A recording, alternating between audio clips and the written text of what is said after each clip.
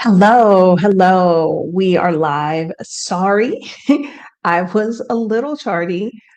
We should have kicked this off about 7:15 Eastern, but I was out in the streets today and I needed a snack before I came on here, or things wouldn't have things would not have gone well. So I appreciate y'all being patient while I finished my snack. So if you are signed up for STEP, the Smart Traveler Enrollment Program, I never can remember what that stupid E is for.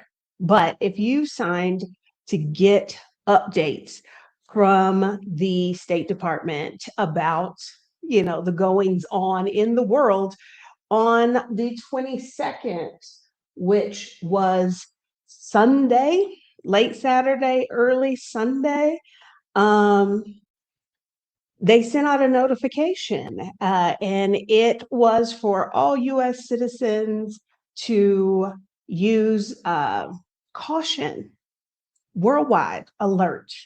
They want us to exercise caution, increased caution worldwide. All right. So what's going on? What does that mean? Does that mean you need to cancel your trip? We're going to talk about all of that tonight. And if you've got questions, drop those in the chat. But first, I should introduce myself just in case there are some new folks here. If there are, welcome, bienvenido. Uh, My name is Adelia Day, and welcome to my YouTube channel. I am a financial educator and coach who left the United States 10 years ago. On this channel, we talk about travel. We talk about what it is like living in another country and how you can too. And we also talk about money because life is easier and better, I'd say, when you've got your financial situation in hand. So, if those are topics that sound interesting to you, please go ahead and hit the subscribe button and and that way YouTube can bring my videos to your feed. Let's move on and let's talk about what's going on. Okay. Let me see. I have it pulled up here. I'm guessing y'all know that from time to time, the US government, what do they do? They issue travel alerts, particularly through the US State Department. Now, let's see, is this going to let me share it with you? Okay, it is. And here we can see the thing that the State Department put out, not a whole lot of information. You can see it in its entirety. The Department of State advises Americans worldwide to exercise increased caution. Um, Now, what is different here is notice the location. It is worldwide. Typically, when they issue these kinds of alerts, they are country specific. Sometimes they are regionally specific, but this one is the entire world. The State Department advises Americans worldwide, especially in the Middle East, to exercise increased caution. Americans abroad should follow the guidance in the security alerts issued by the nearest embassy or consulate. Periodic airspace closures may cause travel disruptions. U.S. diplomatic facilities, including outside the Middle East, have been targeted. Groups supportive of Iran may target other U.S. interests overseas or locations associated with the United States and or Americans throughout the world. So that is a little different than the way that they do that. Um, And so that brings up a lot of questions for me. And uh, I'm imagining creating some questions for you. The first thing is like, okay, so this came out Sunday. And okay, who is this? Emo124. You hit the nail on the head because this was my first thought. So, what is our government planning to do now to someone else's country? Because very much it is giving we done stepped on some more toes or we're planning to. So y'all just might want to be aware that there could be some blowback. Um, and so I don't know if y'all remember last month when World War III started, uh, at the end of February, when the US and Israel bombed targets in Iran, a lot of folks were caught off guard by that. I'd say almost everybody was. And there was a lot of discussion that they should have, if they knew they were going to do that, they should have let their allies know. They should have let people who were in the region know, like, hey, that is not a place you should be traveling to. But they didn't. So my first thought was, okay, does this mean they're getting ready to do something? And this is them, making up for last time when they didn't let anybody know. So that was one thought that I had. Or is this just about the current war that we're dealing with because they went into it with no planning, no forethought, no nothing? And it's longer than they thought it would be, and is impacting more countries than they thought it would because they didn't think about anything. Is this now realizing, oh, this is not just going to be with Iran, this is going to impact us elsewhere? I know you or I could have told them this, but we've already established they are not the brightest crayons in the box. They are definitely not thinkers. So, gotta wonder about that. Gotta wonder about that. You know, Cuba, he's been throwing that word around, Greenland, all of these things. We don't know. I don't know. I was gonna say we probably won't know until another signal chat gets leaked. Um, but yeah, so those were my first questions. Like, is this something new or is this about the current conflict that the US started? Um, Now, another question I had, and I wonder if y'all had it as well, is as a Black American, are they talking to me? Or is this just for these folks? Because, Iran historically has been like, hey, we ain't got no beef with y'all. Y'all already oppressed in your own country. Everybody talks about when they took the hostages back in the 70s, they released the Black folks because they were like, hey, our beef ain't with y'all. Um, and I think it is also fair as a Black American to question, okay, let's say that there are US interests and people want to attack them or attack Americans, US Americans. Are they going to consider us? I can tell you in 10 years of living abroad and however many years traveling around the world to, I don't know, 60 countries or something like that, to this day, even after Barack Obama was president of the United States, people are still surprised to find out that I am from the United States. That when they're thinking about Americans, they don't always think about folks that look like me. So, you know, can we kind of be a little lax about our adherence to this warning because of who we are. I don't know. Y'all tell me what you think. Tell me what you think. What were your thoughts? Say the rest of the world is probably giving the same warning about us.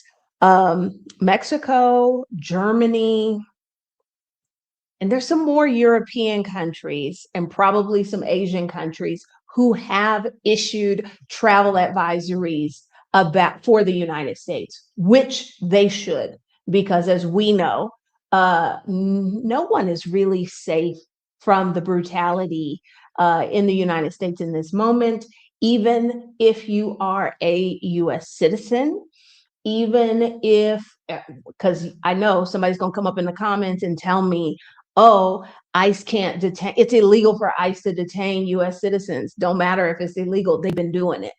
I believe it's over 200 people, US citizens, that they have detained illegally. So, what is legal and what they are doing as common practice, two very different things. So, yeah, I think those countries who have issued travel advisories against the United States are well within their right to do so, because to people I know that are not from the US, I try and dissuade them from going there, from visiting. And another thing that struck me about this warning is the language of, there are two things. The first one, it said, what did it say? It said that you needed to follow the guidance of security alerts issued by the nearest US embassy or consulate. Let me show y'all something.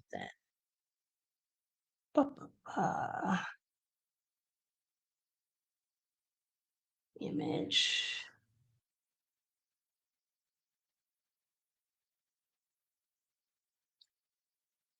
Okay.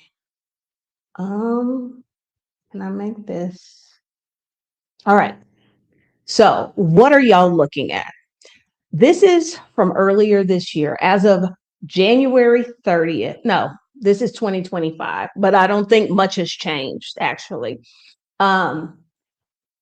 The everything you see in the dark gray, kind of black color, those are countries where the US ambassador to that country, that position, is still vacant.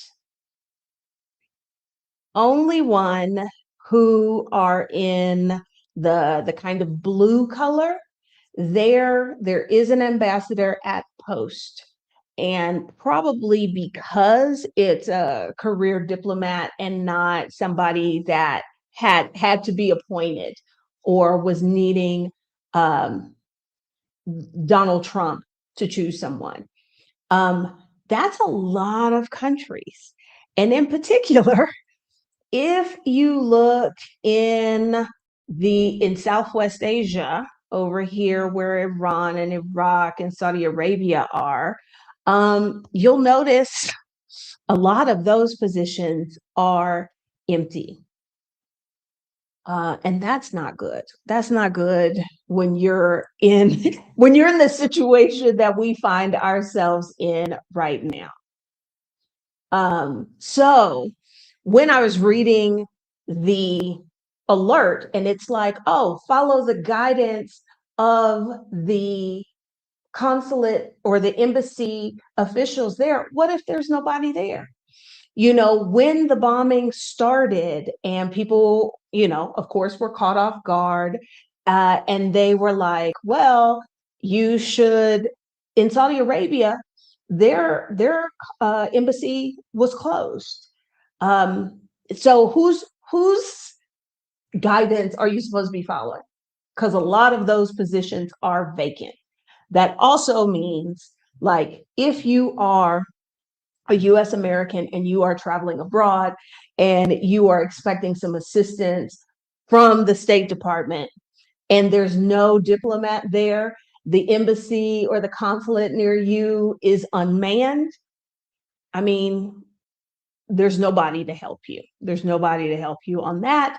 But, there's the larger implication as well, as if we're supposed to be, and I'm stressing the supposed to be here.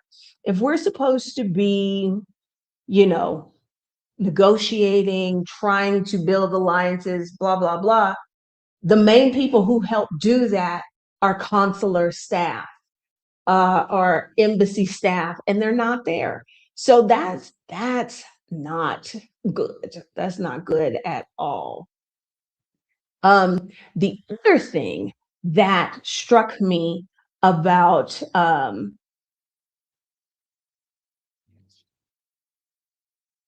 trying to read my own handwriting here because I made some notes.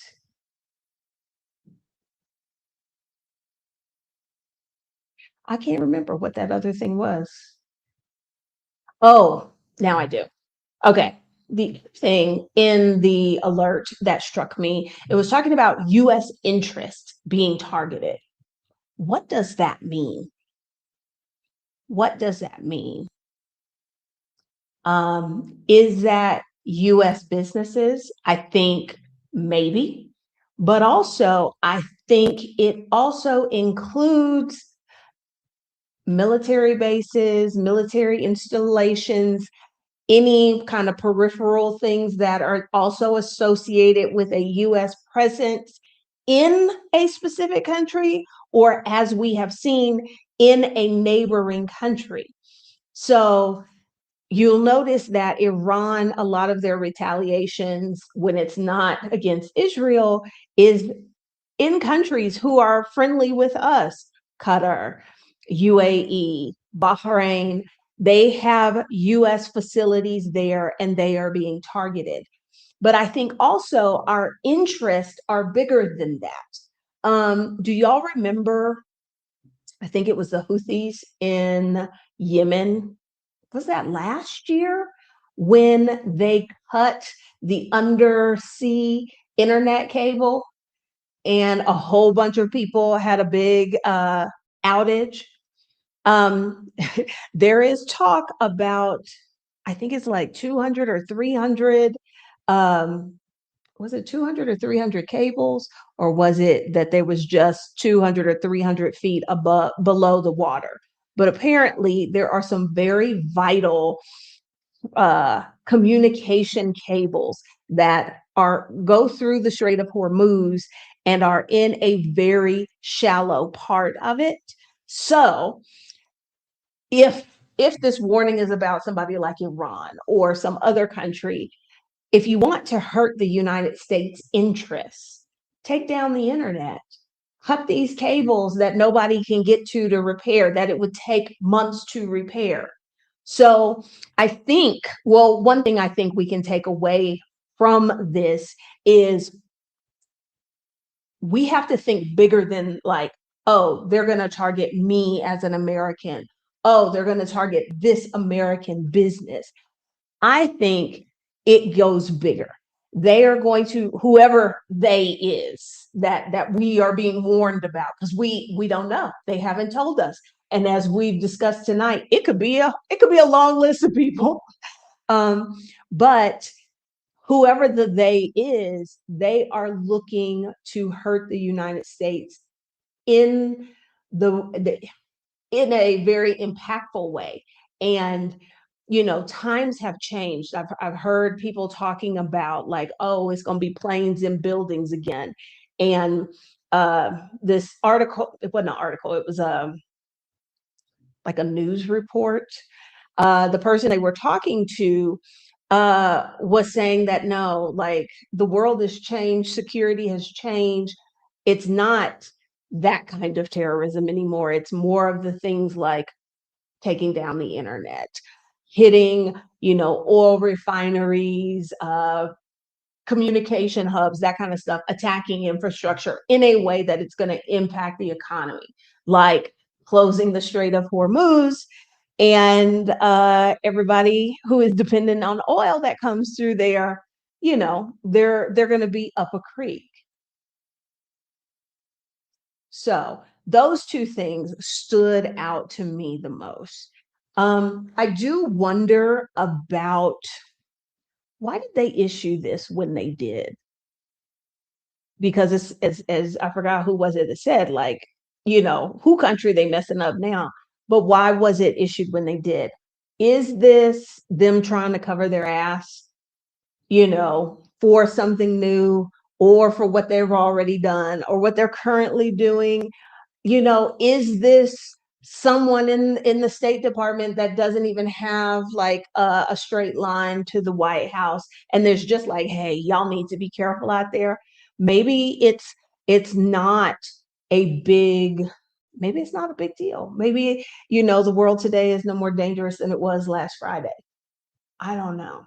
I don't know. Uh M M Oye? I don't know. I'm probably saying that wrong, and I'm sorry. Says, whenever we traveled overseas in the last few years, we don't wear American gear like Yankees hats. Most folks can spot an American 100, 30 feet away. But I have heard more people talking about, like, when folks ask them where they're from, they are like, I'm from Canada. Um, I remember this was a million years ago, probably about 20 years ago, in Egypt. There was something happening, and all of a sudden, our tour guide was like, y'all are not American, you're South African. Uh, because he was concerned. I'm not exactly sure what he was super concerned about. We were like, okay, bet, not a problem, not a problem. Um,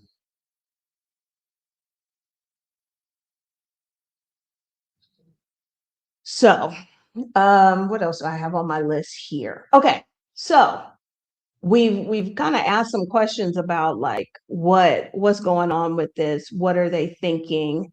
Um, how do we follow this advice? Well, let me ask y'all. Like, those of you who received this warning, I can tell you that I did not get a text. So I guess I am no longer registered with STEP, um, because I used to get emails and I did not get this one. So maybe my registration has lapsed. Oh, well. But those of you that got the message, or maybe you found out right now when I told you, because my roommate, I mentioned something to it about it to her yesterday, and she didn't know what I was talking about. But now that you know that this warning exists, um, do you think it's going to change anything for you? Like, is it making you more anxious, more concerned, or are you like, girl, it's just more of what's going on already? All right, Dee didn't get the email either. Yeah, because I know when I came back from when I was in China, I know I was getting step updates. And I know since I've been back in Mexico, I have gotten them, and I had gotten them for a couple of years, but I did not get this one. Okay, Valerina says no, not more anxious. So my next question is, all right, okay, Step made some changes. It's fine. I'm not hurt about it. I don't want their updates, because I don't want their updates, because I just showed y'all the map of all of the vacancies. They're gonna tell me, because I'm sure y'all seen all of the videos from folks who, once the war started and all those people were in Southwest Asia, in Dubai, in Qatar, in Kuwait, Bahrain, wherever. Um, uh, I don't know if anybody was in Lebanon, Jordan, when people were all in those places, and then then after the bombs started falling, the State Department was like, hey, by the way, y'all should go home and use commercial means, except airspace was closed. There were no flights. And when they were told to call the number, and when they called the number, the recording was like, yes, do not depend on the government.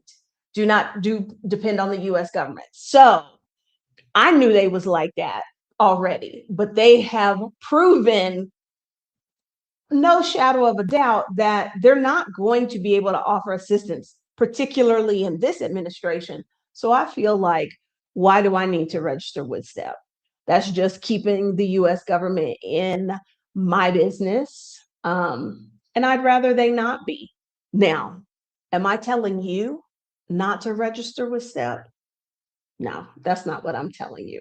But I'm telling you that my heart is not broken, that I am no longer on their list. Okay, no more concern than usual. Also, T. Kelly decided to stop signing up for STEP. All right. This is valid. I am anxious because the president don't care. He don't care, and he's an idiot. So yeah, I get that. Who was it? Erica said, I think my anxious response is broken from overuse. That part. Because it seems like every day, every weekend, it is something new. So yeah. Okay, but getting back to the question is, how do you follow this advice? What does that mean to be to use increased caution? Like, what does that look like realistically? Um, you could choose to stay home.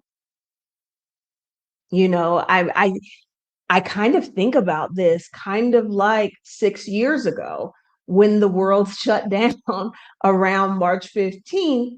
Uh, you could choose to stay home and avoid non-essential travel, because the warning primarily is for it, it is worldwide, but I think the intended message is more dangerous for you out there than at home in the US. And we know that's debatable. So you could choose to stay home and not travel. I'm going to guess that most of you, that one is not on the table. But if I'm wrong, if I'm making assumptions about you, if you are, rethinking your travel plans because of this new alert, let me know. Um, so that's one way you could do this. I would say that, let's say you are going to continue to travel. I think one of the ways that you exercise caution that you might not have done previously is to take some time, particularly well, I think it applies whether you are traveling for business or for pleasure. Take some time to learn a little bit more about the place you will be, particularly like politically and historically. Are there some situations there that, you know, might cause friction with the US? Or is it a place where, I kind of think about, like, it's been well known, particularly since last year, Trump sent bombs into Iran. So this wasn't the first time he did it. And I'm using Iran because that's where the drama is right now. But again, we've said we don't know if this warning was specifically about Iran. But since that's the example we have right there, let's use it. Most people already knew they shouldn't be traveling to Iran as a US citizen. That probably wasn't the move. But going to Dubai, going to Qatar, there's no problems with that, except the relationship, you know, Because in the United States, particularly in the media, it paints that part of the world as they're all Muslim and they're all the same, and they are not. Iranians are Persian, people in UAE, people in Saudi Arabia, people in Qatar, they are Arabs. So ethnically, they are different. Culturally, they are different. And religiously, they are different. The big two branches of Islam, Shia and Sunni, Islam is primarily uh, Shia Muslims. The rest of Southwest Asia, with some exceptions, are primarily Sunni Muslims. So they not all cool with each other just because they Muslims. And so if you don't know that, you go someplace like UAE on your vacation, the US bombs Iran, Iran then bombs UAE, and you're like, what is that about?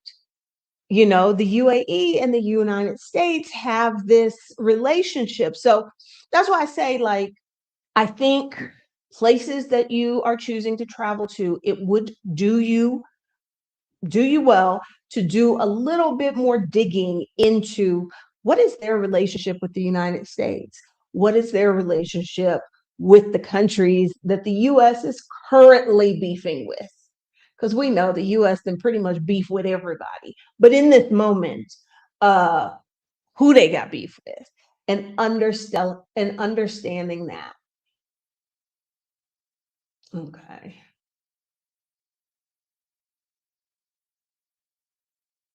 Kelly says, as asking me, have I experienced any friction in Mexico from locals since all of these things have escalated? Are you getting the side eye for being there? Funny you asked that, because like I mentioned at the top, I was out running the streets earlier today, went to a museum and did some shopping. I guess you call it shopping. I needed to replace a zipper uh, in Centro Histórico, and we were very much in spaces that didn't get a lot of foreigners, and nobody batted an eye. I mean, there probably was a little bit like, what are like the zipper shop we went to is like, I'm not gonna say it's exclusive, but it's kind of one of those places like the people who know, and I know you're thinking zippers, but apparently it's a thing. And so us two foreign girls being in the line, that I think a couple people and we were speaking English to each other. I think maybe a couple people were like, what's up with this? But no, um, I have not received any kind of anything. Um, the only thing I can think of, and this was back in November of 2024, we were at the Tianguis, kind of like a weekly market. And we sat down to eat tacos at this table, and the man next to me was like, y'all gonna vote? So no, nothing negative. I've not really seen that. Dee lives here in Mexico as well. She's not seen anything. If anything, I've gotten a bit of pity. Can't ship a painting I sell to the US right now because of some rules. So yeah. Um, and that's, I think you bring up another kind of important part of this warning, because they said they're afraid that US interests are going to be targeted and or US citizens. And does that mean, because I think you could interpret that to mean like people are anti-US Americans and they're going to harass you, they're going to target you.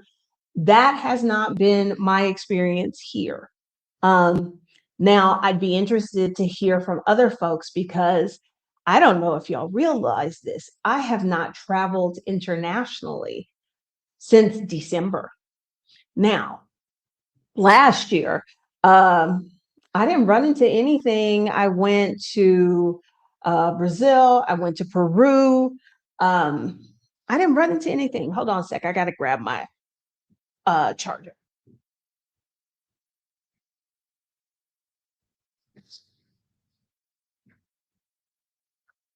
Okay. So, but those of you who have traveled, particularly if uh, you are, if you're traveling like right now, like last year was just him being stupid, him putting tariffs. Uh, there was the time they bombed Iran. Uh, was Venezuela? That was this year, wasn't it? There's been so much shit. It's hard to keep uh it's hard to keep track. All right. Flutter by PMW said most of her side-eye experiences were that they were surprised if I did or did not speak Spanish. Yeah. So, there may be places where folks get some blowback, they get targeted specifically because they are US Americans. I think I don't know if y'all saw, I saw it on Instagram because I am not on TikTok, but it was probably a TikTok first.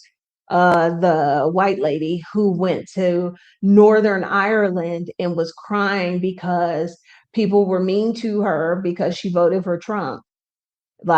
And actually, that's a prime example that if she had done a little bit of research and understood the historical political context in Northern Ireland, yeah, I can't talk, in Ireland, she shouldn't be shocked that when they said, hey, who you vote for, the fact of the matter that they even asked that question, if you know anything about Northern Ireland, you are not surprised that when they saw an American walk in, they was like, hey, who'd you vote for?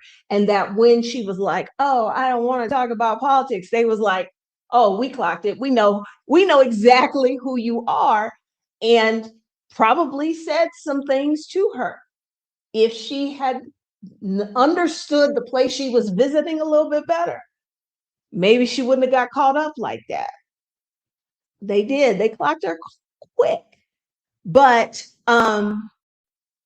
you know, that, like I said, that's a prime example of making sure that you understand uh the place that you are going and how being a US American there could be an issue. It's been a while, but when I went to Cambodia, I was very concerned that people might have some issues with me as a US American because of the horrible ass shit we did to those people's country.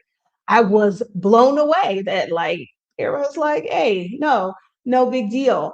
But again, I think it's good to be prepared. I'm not saying that people are going to harass you, like you're going to experience some kind of problem. I'm just saying, as a good, honestly, as a good traveler, that's something we should be doing.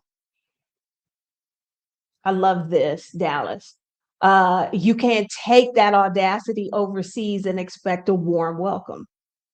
Absolutely, you cannot. Absolutely. So, um, making sure that we were talking about, like, how can we comply with this alert? What can we do? Um, Knowing the history, I said, also trying to read my notes. Okay.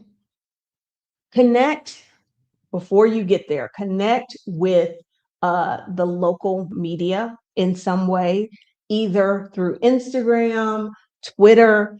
I don't know about other countries, but in Mexico, specifically Mexico City, you want to know, is there a problem with transit?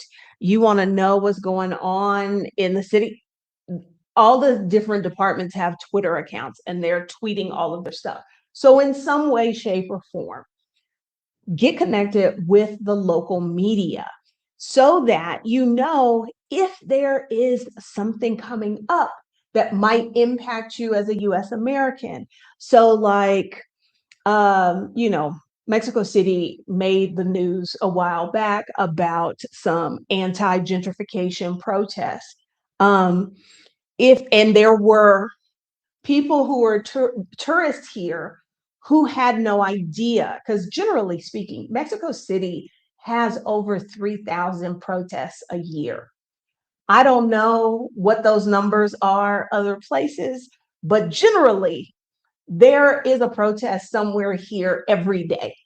And a lot of times we know about them. Like last week, the National Teachers Union shut down a major thoroughfare in the city and they had a 72-hour blockade that they were doing. And we're like, if y'all don't talk to us, ain't gonna be no World Cup.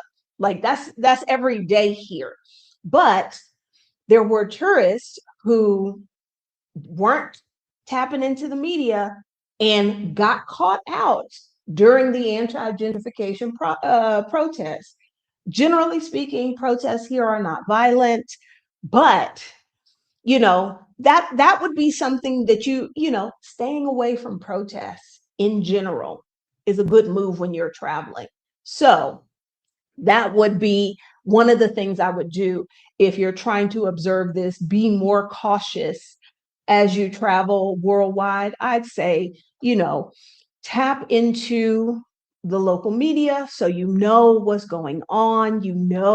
If there is a protest scheduled, like, oh, probably not the best place for me to be. Not that I expect anybody to want to like physically harm me or target me, but like we all know protests can go left very easily. And so like getting out of the way and not being there, um, you know, can help things along.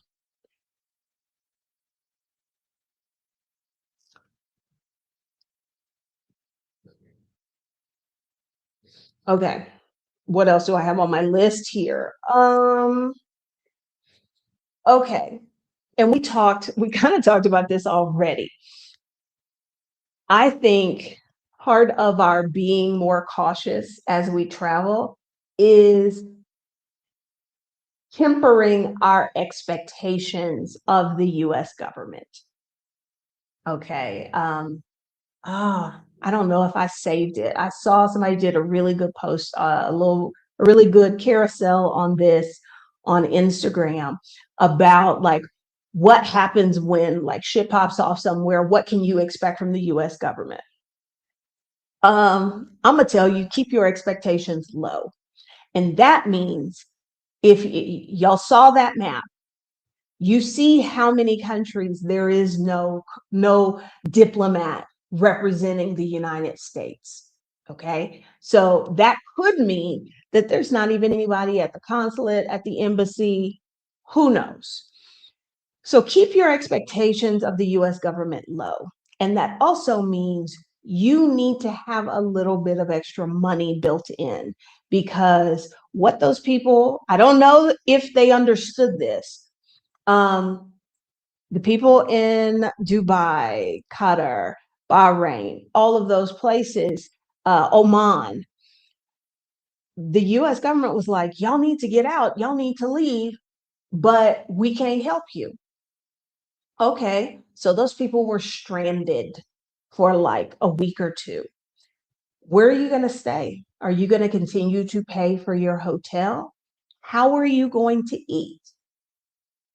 Low key, they were lucky that they were stranded in oil rich countries, because the UAE, Qatar, they got enough money that they said, hey, if you're stuck here, don't worry about a hotel, don't worry about eating, we got you. But that was officially coming from the government. Every country don't have it like that. And so if you are stuck someplace and you need to have a place, you need shelter, you need food, how are you going to cover that? I think gone are the days, and honestly, most of the people watching any video of mine are too old to be traveling like this, but gone are the days that you are traveling on your last $100. Like you got $100 in cash and you don't have nothing else. Like most of us are too big for that. But I know it is very tempting, particularly if you are going someplace like think about all those people who got stuck in the Caribbean when the U.S. invaded Venezuela. You know, you're going to an all-inclusive resort, so your food is taken care of, blah blah blah. And so you're thinking, I'm not gonna do nothing but lounge around the pool. I don't need to have a lot of money on me. Where we are right now in this timeline in 2026, you cannot afford to travel and not have a cushion, whether that is cash in the bank, whether that is a credit card with a substantial amount of space on it. Because although the US primarily did not do any evacuation flights for those folks in Southwest Asia, um, the people who could get out and fly and bought their own tickets, those tickets were thousands of dollars. I remember when the United States State Department did organize evacuation flights from China back in 2020. Um, they only had those flights from one location. So if you live somewhere else in the country, you needed to have money to get yourself to the location for the flight. You needed to pay for the flight. There seems to be a lot of misconceptions about this, that when they run evacuation flights, um, the government pays for them. No, they don't. They sell you a ticket. And when people were leaving China, I believe those tickets were $5,000 each. So those evacuation flights are not free. The US government will give you a loan, but they will void your passport until you pay them back. Okay. Also, the United States, when they evacuate people, which I don't expect from this regime, they only evacuate US citizens. I believe they also evacuate green card holders, but they may not. So there were people who were married to locals and were trying to get out, and the US government is like, no, we taking you. Your local spouse got to stay. They also don't take pets. I've seen multiple stories about the number of animals that got abandoned in the UAE. Some of it was this, some of it was just people were like, I got to get out, F that dog. And so I can tell you from my experience that one, the cost, and two, the fact that they would not take dogs when I was leaving China, that immediately ruled out the flight that the US government was offering. Approximately, what is a good amount to have free on a credit card? 5,000 minimum. You want as much as you can, or as many cards as you can string together. I think we need to be thinking in the thousands, because again, you may have the housing and the food costs plus whatever it's going to cost you to get a flight. Oh, that's what I also forgot to tell y'all. Okay, when the US government does evacuation flights, they evacuate you from the dangerous place to some other place. That other place is not guaranteed to be the United States. So if, let's say, I don't know, let's say they evacuated you from New Zealand, not that anything's going to pop off there, but they evacuated you from New Zealand and they got you to Thailand. It is then your job to get yourself from Thailand back home. They do not, when they evacuate you, the evacuation is not guaranteed to be to the US. Okay, they will get you out of that place, but they will not necessarily get you home. So that is something to consider. But to your question, how much? As much as you possibly can. Um, I would I would want at least 5 grand, because I'm thinking about what international flights would cost in that situation. Like, I don't know how closely y'all followed those people who were leaving UAE and leaving Kuwait. They had to drive to either Saudi Arabia or Oman. And so what are you paying for? A one-way rental? You're paying for an Uber to drive you for 5 hours. Um, you know, all those kinds of things add up. So I would not, because we're living this right now. We're seeing the price shocks on things. So if you need to evacuate a place, it's not going to be cheap. Um, Dallas asks, I wonder if the type of card matters too. Amex is good overseas. Mm, it's I will say, not a Discover card. Nobody takes those. Um, I think a lot of folks are not a lot of folks. Let me reframe that. I've been seeing more and more comments of people complaining because Capital One and Discover merged, and now they can't use their card because it is a Discover card. I assume they're talking about their debit cards, because I have a Capital One card, and as far as I know, it is still a Capital One Visa card. Um, yeah. Okay. Uh, Dita, Dita says, I saw a lot of folks saying they needed cash to pay for transport out. And that's the other thing. Cash is king. Cash is king. But you should not be traveling with 5 grand cash. So, that's always tricky. Uh, Getting your hand on cash when it's a situation like that.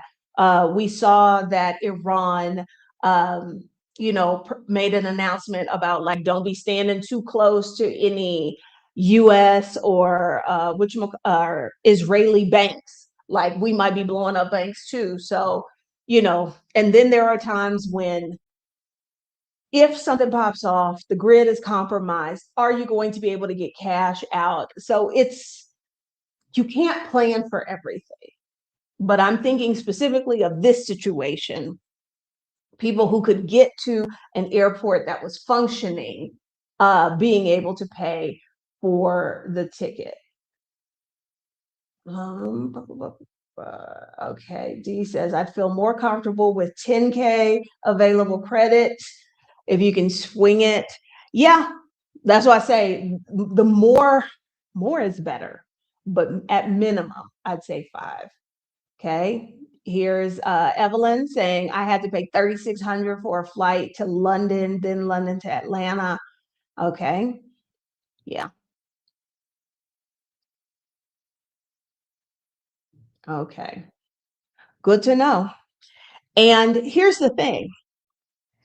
Why, if you're using your debit card at an ATM machine, okay, before I judge these people, maybe they were using their ATM at I can't talk. They were using their debit card at an ATM, because I hadn't thought about this, because my debit cards are either Visa or MasterCard. But if your debit card is now Discover, it probably don't work at ATMs uh, internationally. Hmm. Yeah, I hadn't thought about that, because I had some problems when I visited Mexico while I was living in China, and I had a Chinese debit card, and the trouble I had to go to find an ATM machine with a network that included Chinese cards. I know my life is so hard, so many struggles. Okay. So we were saying, keep those expectations of the US government in check, because what they can do, what they will actually do. Keep those expectations very, very low. Now, doesn't travel insurance reimburse these extreme evacuation expenses? Possibly, possibly. And that is the next thing on my list. So I'm glad you said this. If you are going to travel and observe this alert, this warning, you need to have insurance. Stephanie Perry said the other day, and I think she was quoting somebody else who said, if you can't afford the travel insurance, you can't afford to go on the trip. And I don't think there are truer words spoken. You need, actually, if you're traveling right now, you need two kinds of travel insurance. Sometimes those can be written into one policy. Sometimes they are separate ones. You need medical travel insurance. And it is exactly what it sounds like. If you were to become sick or injured, you would have this to help you pay for expenses. Now, if you go like, I don't want to say bottom of the barrel because that has a negative connotation. But if you're like, I got a trip tomorrow and I didn't think of it. I didn't think about insurance. I need some kind of medical coverage. Safety Wing. Okay. There's actually a link in the description of this video if you want to use Safety Wing. Am I saying they're bottom of the barrel? No. But I'm saying if you are caught in a bind and you need something because something is better than nothing, get them.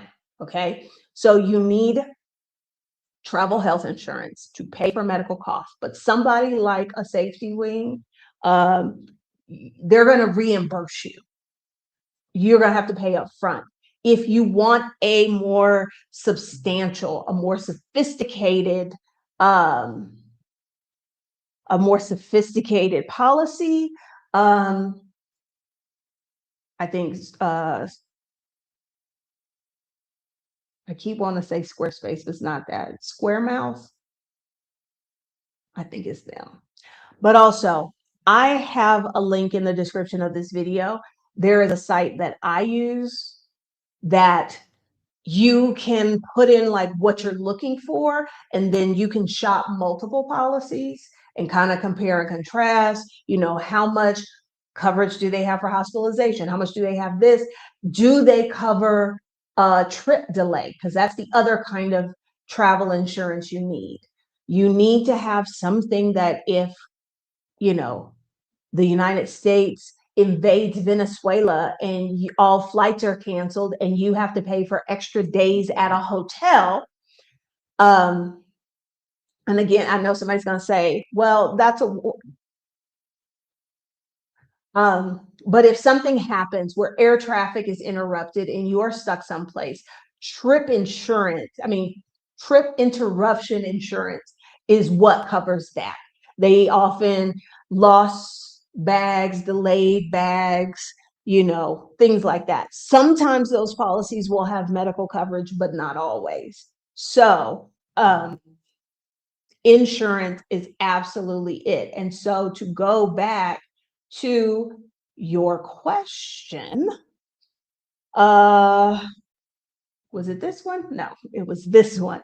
Does travel insurance reimburse in these extreme evacuation expenses?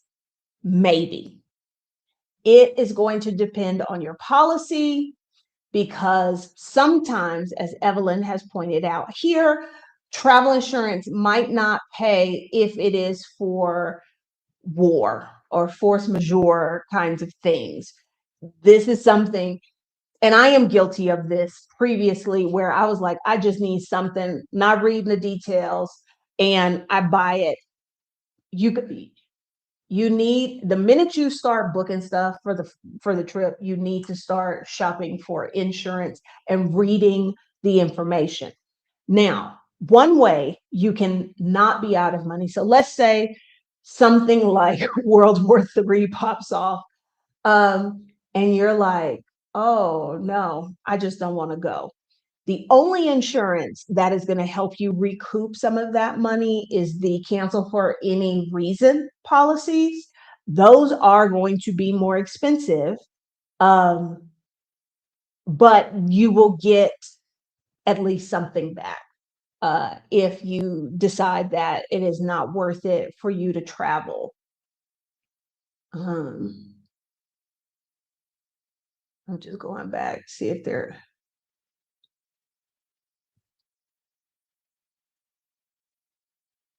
Yeah. The cancel for any reason, like I said, now those policies are going to be more expensive, but not exorbitantly. We're talking about hundreds of dollars more. We're not talking about something crazy. Because again, depending on what you've paid for this trip, because I know some of y'all got it like that, and your trip costs tens of thousands of dollars. What's $600 on insurance in this world we're living in right now? Because as Jess said, she's never seen it as so bad right now. It is just sad. It is. Okay. All right. She says, I'm a travel advisor. I cannot read this. This is so small. I can read what's in the white, but what's in the red, my eyes are not feeling that. So sorry, I'm a travel advisor, travel insurance, not cover acts of war, need to get canceled for any reason. Okay. Um,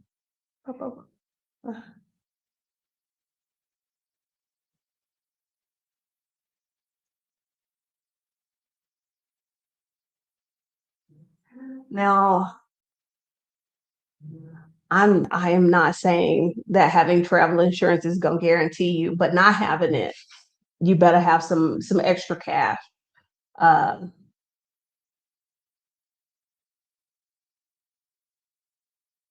Okay, I am curious about this. D says usually you have to purchase cancel for any reason coverage within 7 days of the initial payment on any leg or portion of the trip. When I see that, I often think about like package trips, but like if I'm just booking the hotel, does that mean I need to book it? I need to get that cancel for any reason, even if I haven't booked the flight yet, blah, blah, blah. But within 7 days of me booking the hotel, I would need to do that. Okay. So we talked about insurance. Okay. We've kind of talked about this. It's been implied. If you are going to travel now, given that the government has said, hey, y'all need to be careful out there, everywhere stuff could pop off. Are you okay being stuck? Those of you who are subscribers to Rashida Dow's channel, you know that she is currently traipsing about Europe. And one of the things I said to her before she left on that trip, I was like, do you have your plan for if you get stuck somewhere, if you can't make it back because of whatever is going on? And, didn't even know all the things that would be going on within that 6 weeks that she was gone. If you are not okay being stuck somewhere, you should not be traveling. I think a lot of this, I think about this a lot like I did about the height of COVID. So whether you already have existing travel planned or you're considering adding to your travel schedule, one of the questions I think you need to ask yourself is, are you okay being stuck?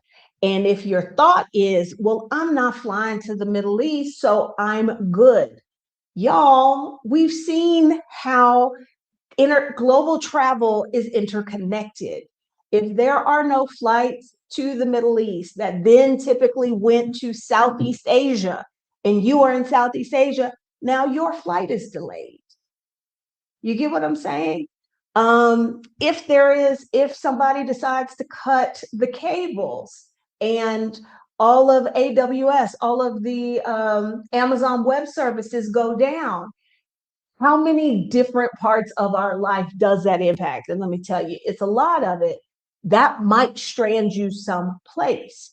Think about the people who were on Caribbean islands who, when airspace was closed because the US was doing things in Venezuela, could not go anywhere.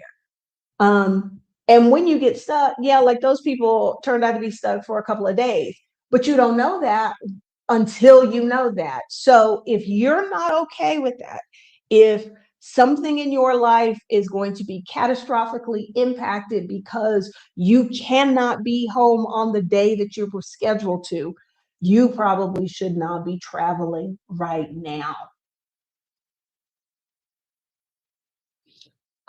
Because it's not good. It's not good. It's not good. And so that leads me to the next thing. If you already have travel planned and you're committed to that and you're just gonna, travel smarter, make sure you understand what's happening on the ground, the historical, political context of a place, and you're still gonna go, that's fine.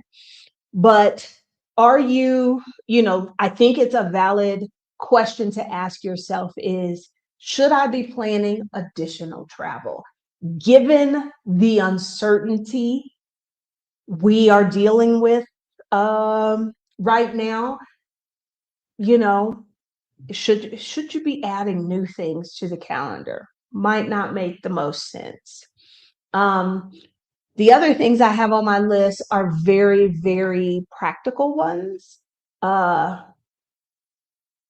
we need to start kind of embracing old school travel in that if something happens and you do not have a cell phone, do you have the phone numbers of the people who would need to be contacted, who would need to know that you are stuck, where you are stuck?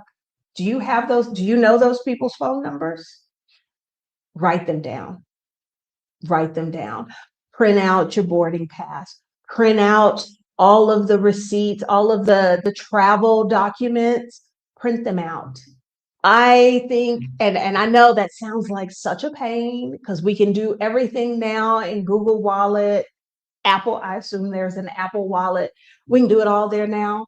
But if there's a widespread uh, internet outage, what you gonna do then? Let's assuming other things are still functioning. How are you going to prove that? Do y'all remember a few years ago when there was a WhatsApp outage and there were people trying to get into their Airbnbs, but they couldn't message the person they were supposed to message via WhatsApp? I think in the place we are right now, we need to kind of roll it back and go old school a little bit. Having hard copies of things. Absolutely. Okay. Ballerina says her two cousins were stuck in Trinidad during COVID for months. That's just it. Remember when the world shut down six years ago? A lot of us thought, oh, this will be over in a week or two. And there were people stuck in places all over the world for months, you know. And so I think, oh, wait, hold on. I will mark that and come back to it. Um, so I, what do I want to say? I don't know. I'm going through these marked comments, make sure I didn't miss anybody. Um, okay. Co-living single says, I'm reconsidering some locations I had selected for my sabbatical because of the challenges, but I'm still going. All right.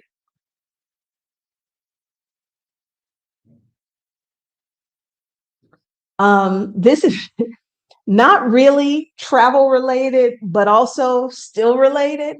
This is what we're doing this week. Have some food and water stored because if anything happens, you know, you'll need to have something to eat. And those of you who live in the US, part of the warning is there may be incidents in the US where they're targeting infrastructure or what have you that may impact you.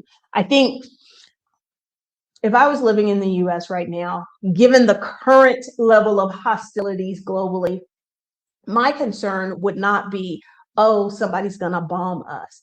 It is more about what is happening to the global supply chain. There are a lot, who is it, like India, uh, Bangladesh, somebody else. I just saw a thing last night about how, like, literally they are out of oil. Like, they ain't got it. There is no more.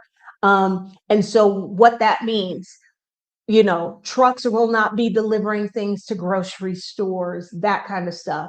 So it's kind of like it's like COVID, and there's a hurricane and there's a snowstorm. It's like all of those things. You got to be prepared, whether you're traveling or whether you're staying at home.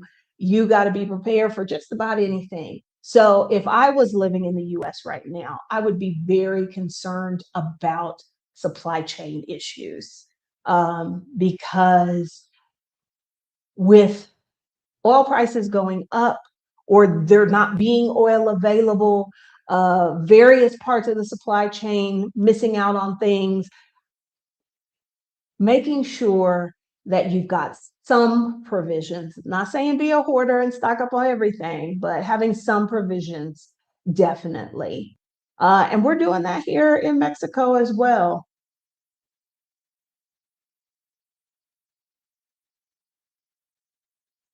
Okay. Um,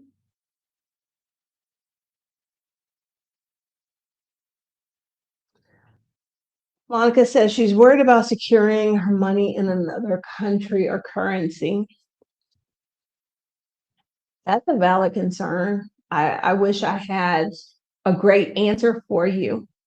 I don't. I don't. Now, I think when it is all said and done, I think we might be on the verge of kind of undoing some of the global integration we have done. And on the other side of this, markets will be better off. Like, I saw a thing about Iran allowing people to pass through the Strait of Hormuz if they paid in Chinese yuan instead of dollars. So a lot of what got us here where we are is after the collapse of the Soviet Union in 1991, the United States was the only hegemonic power in the world. And that has not been a good thing. And so if we can return to a time when it's not just one country with all the power, but several, I think we'll be better off. And this may be what's opening that up. If we are planning to leave soon, how do we navigate the volatility of markets if we're planning to live on funds out from our investment accounts? Girl, I wish I knew. I wish I knew. Um, Actually, I kind of know. I kind of know.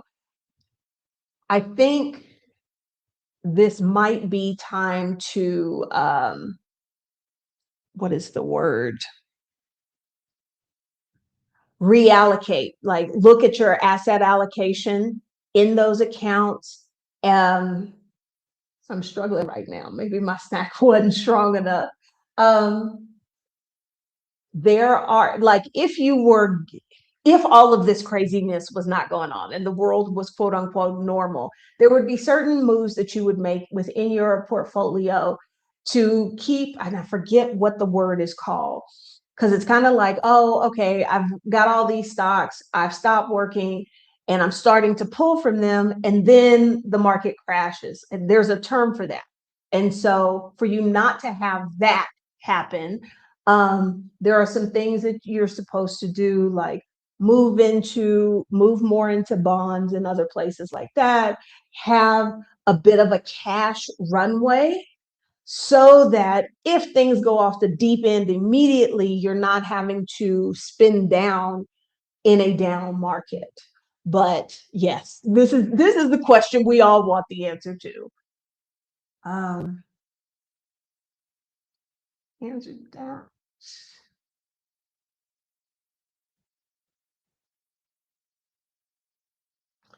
I think, but okay.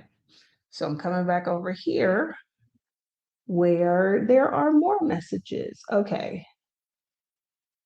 Blah, blah, blah. Okay. Okay. Y'all are sharing all of the things. Okay. So, yeah. Can, despite this global safety alert for US citizens, can you still travel? Yes. Can you travel and try and be as safe as possible? Yes. I think some of the things we talked about here tonight will help you with that. But if you look at the situation and you're like, you know what, I'm gonna just stay at the house. Hey, that is completely understandable. Um, that is probably what I am doing this year. I am also working on a little side project that I need to be in Mexico for. And so it seems like I picked a great year not to have international travel. Uh, so yeah.